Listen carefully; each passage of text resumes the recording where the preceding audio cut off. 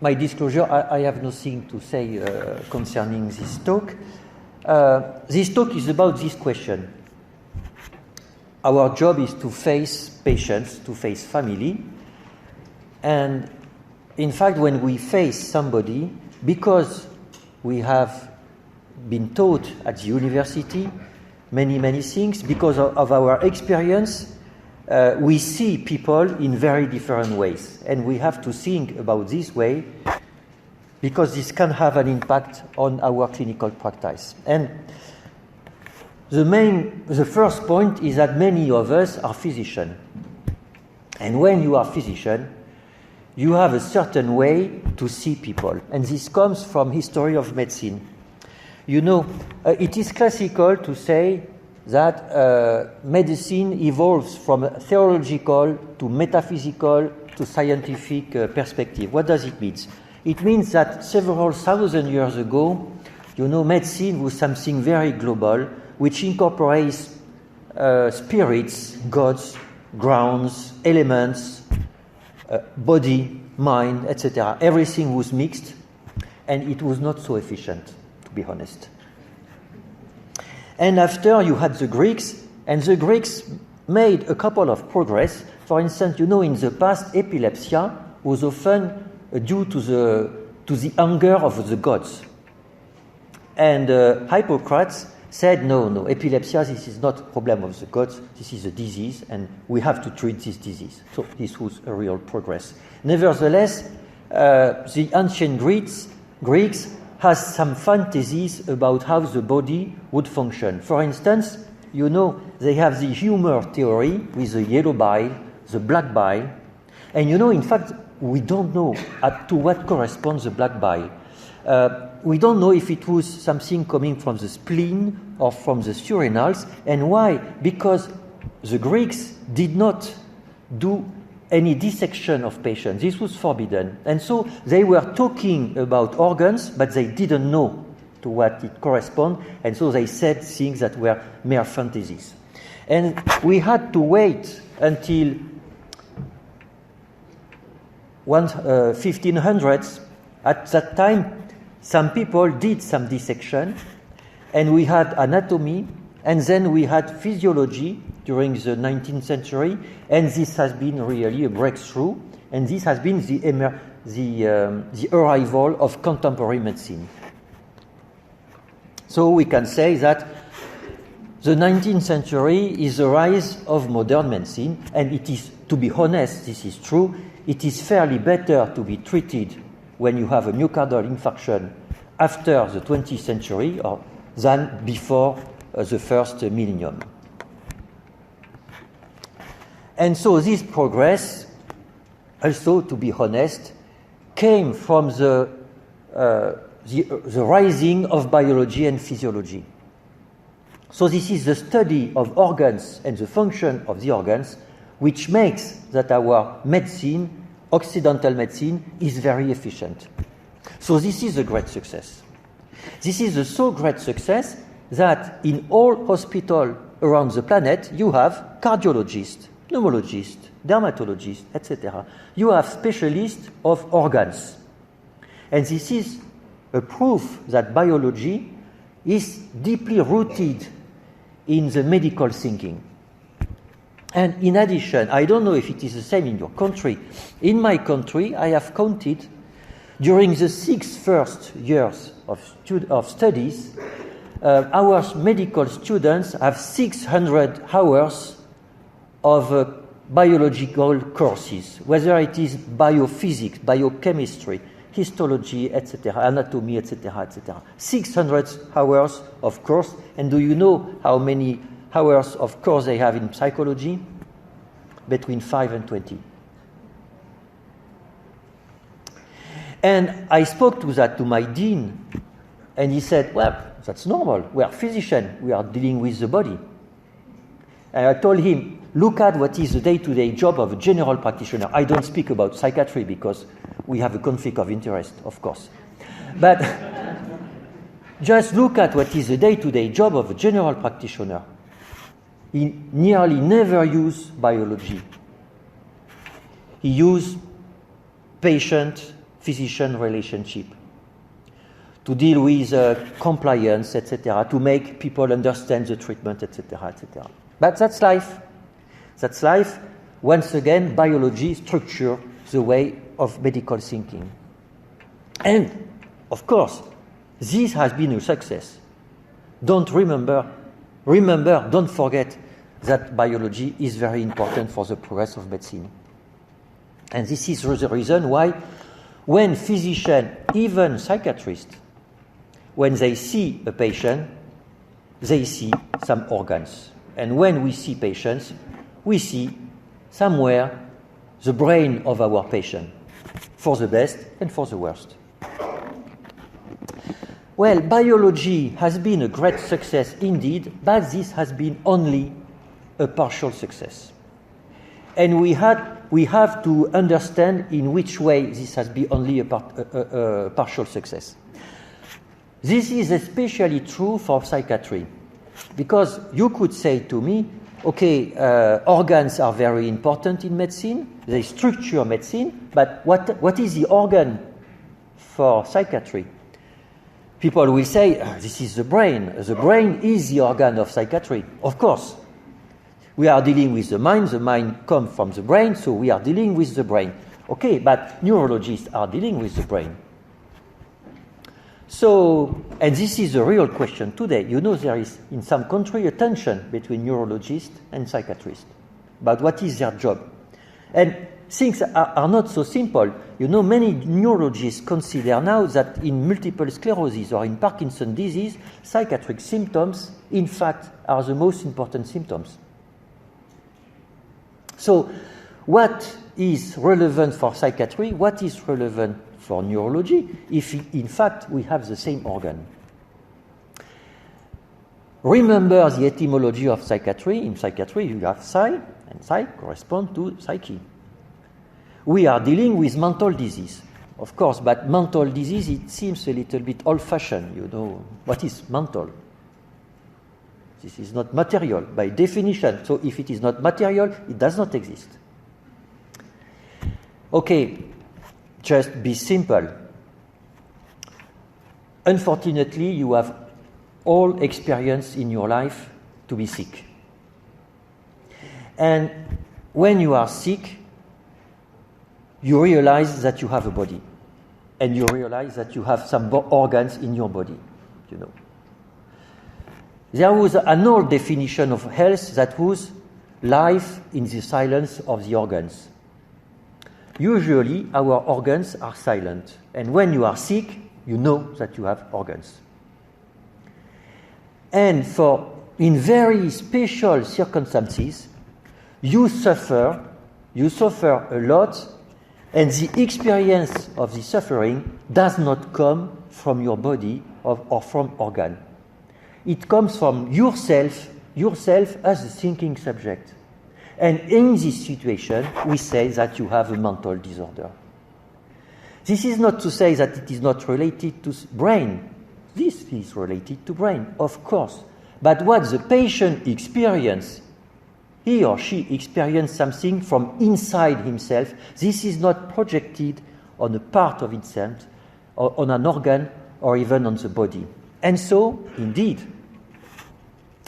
the very notion of psychiatry, which does exist in reality, has some problem to cohabitate with the biological perspective of medicine. This is the first point. The second point is that if you are a very strict scientist, you will say, okay, the psychiatric patient, okay, it comes from the brain, but not exactly from the brain, but from the thinking subject. Yeah, but what is the thinking subject? It is a data processor. You know, data. Saying that a human being is a data processor, in fact, it corresponds to what says cognitive neuroscience.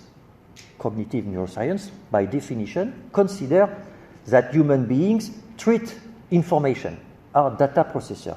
And it works in a way. You know, cognitive neuroscience produces a huge amount of very interesting results that are useful for clinical practice. I don't say this is not relevant. I just say that it is a very particular definition of a thinking subject, a data processor. And so we have to stop a couple of seconds, or a couple of minutes, to think about this definition. Do you really consider that we can say that a thinking subject is a data processor? Of course, it is not very romantic. But perhaps reality is not romantic. This question is a philosophical question, and it has been a little bit studied. And the answer is, there is a problem with this definition. When you consider that a human being is a data processor, implicitly, you consider that reality exists first, and then a human being treats information that comes from reality. So when you consider that human being is a data processor, you consider that reality exists first and the human being exists in second. While, in fact, to be honest, when you are a thinking subject, when you stop a little time to see yourself, you consider that you are first and that reality is a possibility, is a mystery. And this is in particularly true when you are a patient. You know, when you are a patient, when you suffer, you realize that you are going to die, and everything is centered on you. This is you. And what happens is a mystery. And so the definition of a thinking subject as a data processor, that is a paradigm of cognitive neuroscience, raise some ontological issues. This can be interesting on a scientific perspective. On a clinical perspective, this is not so simple. So this is why the biological paradigm raised some questions. This is not the only question. There is another question which is much more important in very practical terms. It is that biology cannot be the grand unified theory of medicine. My dean considers that biology is the grand unified theory of medicine. That is, a patient has a problem in his organs, so if we deal with the organs, then the patient will not be a patient anymore. So that's it. Okay. I'm sure you know what is one of the most important protective factors of addiction and suicide. Of modifiable protective factor. Religion. Religion is a major protective factor of suicide and of addiction. Do you think that biology is a relevant theoretical framework to explain religion? Some could say that we have neuroscience, neuropsychoanalysis, neurophilosophy, and we could think about neurotheology. Why not? Why not? But be serious. Physics can be useful to understand biology because cells are built with molecules. Okay, and there is biophysics, but biology, this is not the same thing as physics. Physics is not the relevant theoretical framework to explain life. And this is exactly the same thing. Biology is not the relevant theoretical framework to explain spirituality. Biology can be useful. I'm sure we could think about something like neurotheology. Why not? But only to explain a very small part of spirituality. And so, of course, there is no grand unified theory of a human being today. There are many theories, and we have to accept that. And because of that, biology is not universal. And this has been a problem for biologists. I will give you something which is very informative about biological thinking. This has been written by a very famous biologist from the mid-19th century.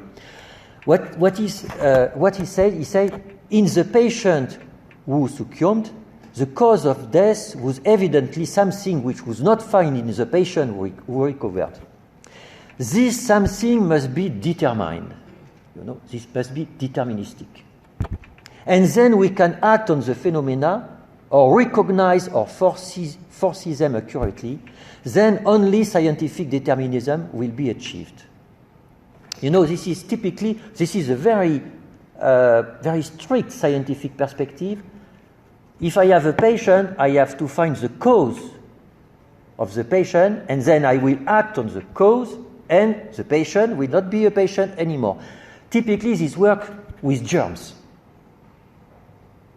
There is fever, I have to look at for the bacteria. Once I have the bacteria, I find the antibiotics, and the patient, most often, is cured. But this is an exception. Most often, in medicine, we do not treat the cause to improve the patient. Most cancers are due to tobacco. Once a patient has a cancer, tobacco is no more the problem. And this is the same for myocardial infarction, and this is the same for most immunologic disease. Anyway, what Claude Bernard said after, but not by statistics shall we succeed in this. Never have statistics taught anything, and never can they teach anything about the nature of phenomena. I shall apply what I have just said to all the statistics compiled with the object of learning the efficacy of certain remedies in curing disease. For a pure biologist, statistics are a scandal, because statistics does not explain anything. The problem is that today, what is the gold standard to evaluate a treatment? Statistics. Because in fact, we have no theory to explain what is a patient, and it is very much more complex than what was expected by Claude Bernard. And so, because it is so complex, we have to use statistics and randomization, because randomization and statistics are, in a way, theoretical free. And so we come to another subject. This is the subject of statistics and the subject of evidence-based medicine. And I'm sure you all know what is evidence-based medicine, because it is mandatory today. So, at the basis of evidence-based medicine, there is a randomized controlled trial. So, a very important thing in medicine is to know which treatments are efficient. This is very, very important. And you know that to do that, we randomize patients, and we find an outcome, we measure the outcome, and we test if the outcome with treatment A is better than the outcome with treatment B. And if it is the case, then you can say that treatment A is more efficient. Okay, but it is more efficient for whom? It is more efficient for an average patient, and an average patient never exists in reality. This is some kind of sophism. With evidence-based medicine, you show things on a mathematical point of view for patients who does not exist. This has a side effect, because with evidence-based medicine, we speak always of average patients. At the end, we create average patients. And this is typical in general practice. When you have a person 60 years old with a BMI of 30, you think immediately to metabolic syndrome, hypertension, type 2 diabetes, statins, etc.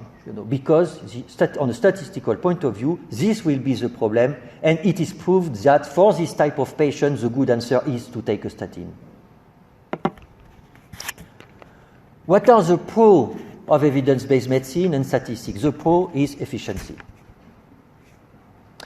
It means that if you take everything being equal, if you take a physician following guidelines of evidence-based medicine and another that does not follow the guidelines of evidence-based medicine, in practice, the patient of the first physician will be in better health in the long term. It works. On a statistical point of view, it works. And this is normal because this is statistics. What are the cons? The cons are rather subtle. You know, an average patient is a very particular patient, because when you estimate the mean, all the specificities of the patient, of the human beings, disappear. You know, when you do an average, the noise disappears, and so average patients are very smooth. They are very rational. An average patient always takes his medication, always tells the truth to the physician. And so, you know, this is tricky. We have many colleagues who say to us, well, I don't understand. He's ill. I give to him a good medication, and he does not take his medication. This is crazy. This is human. But this is not consistent with an average patient.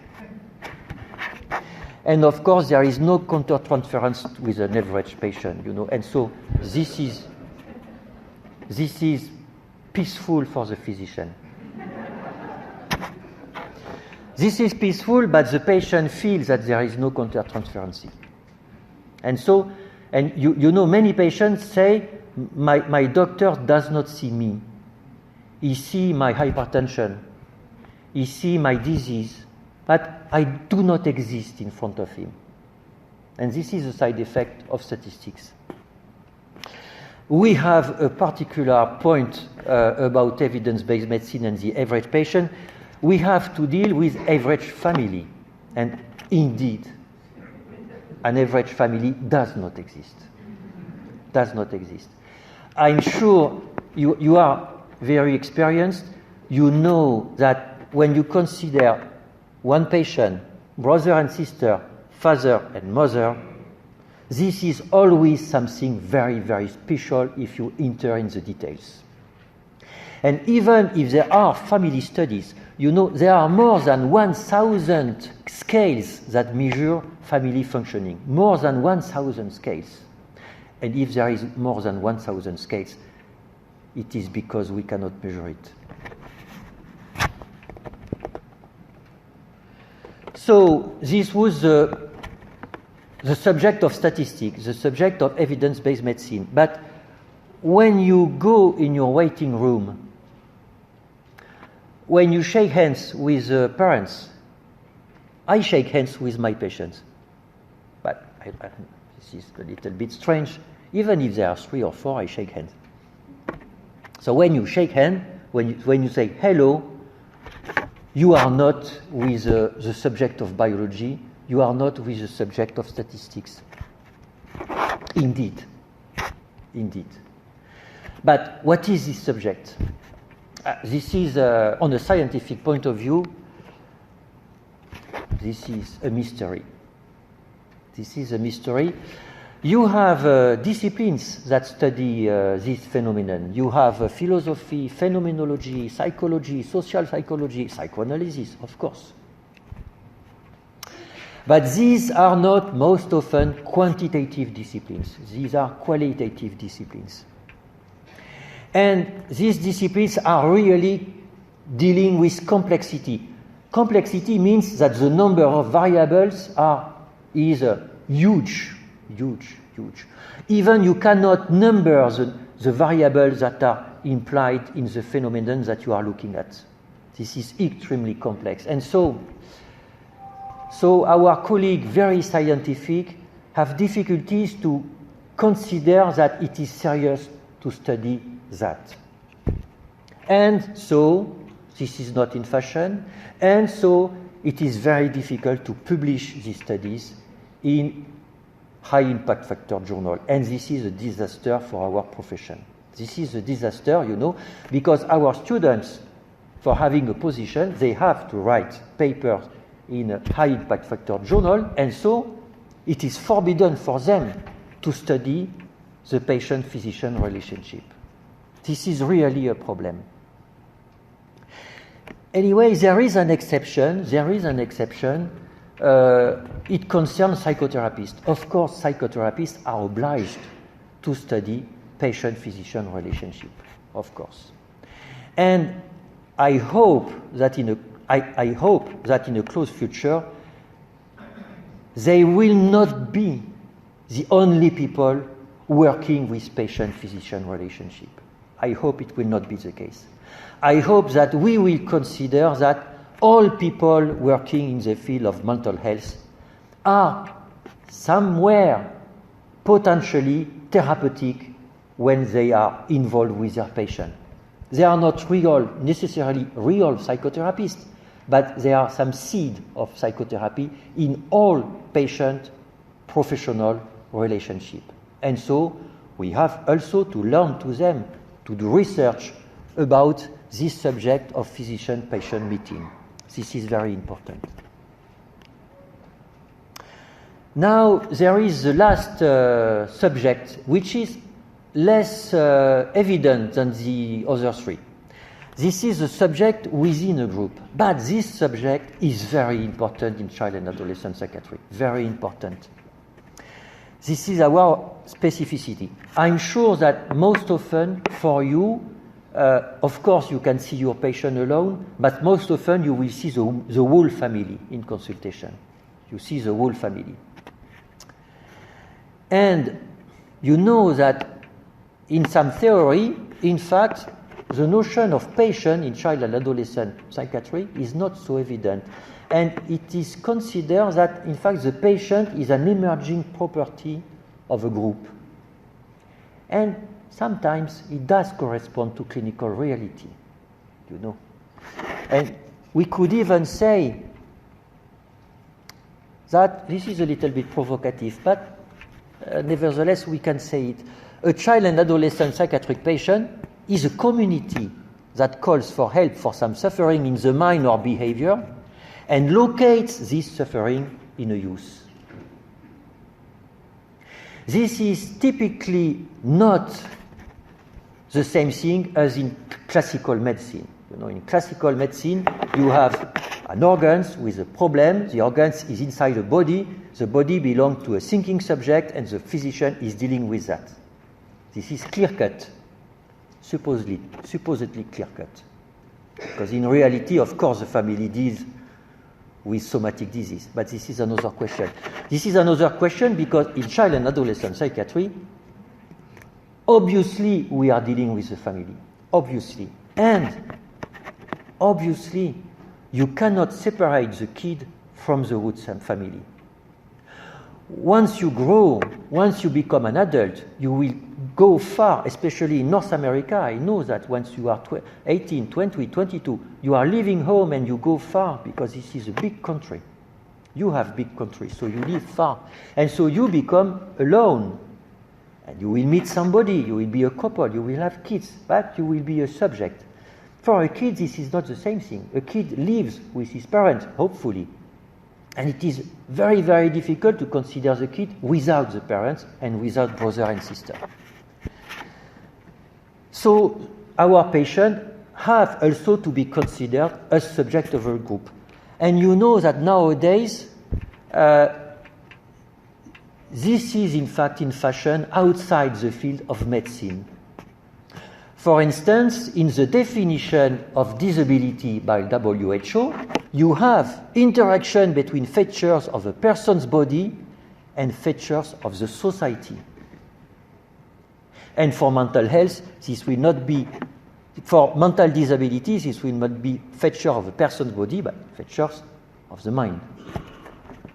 So you see, typically, disability exists because a human being belongs to a society and the society is not compatible with the human being. And this is the definition of disability. According to WHO, it could be criticized. There is also the question of normativity difference, and you know that at the moment this is very important, for instance, for ADHD and autism. There are some group of patients who say, well, you call us patient with disease, but in fact, we are just people. We are just people, but you are a group and you impose to us some normativity. But we are just different and you have to respect this difference and not to consider us as patient with disease. And we find that typically in this situation, what we call a patient is a subject in a group and express something according to this belonging of a group. And of course, the notion of stigma, which is a huge problem in child and adolescent psychiatry. Stigma exists because the subject belongs to a group. I arrive, interestingly,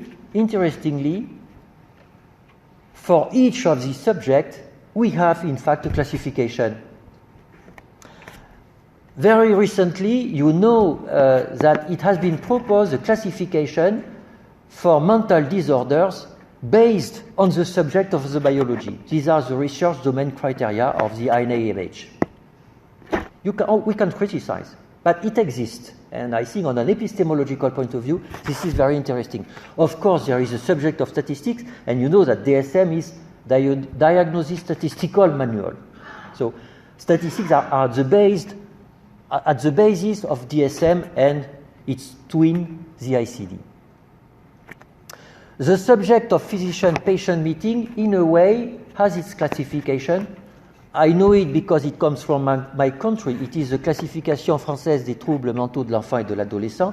It is a classification based on the psychoanalytic framework. And so it is, in a way, close to the physician-patient meeting. And you have a classification for the subject, classification or a tool, or a classification of the subject inside the group. It is the ICF, International Classification of Functioning Disability and Health, proposed by WHO. And so I strongly advise students to read these 4 classifications, to read them for their culture, to understand that things are not simple. We can describe our patients in very different way. And this is my last slide.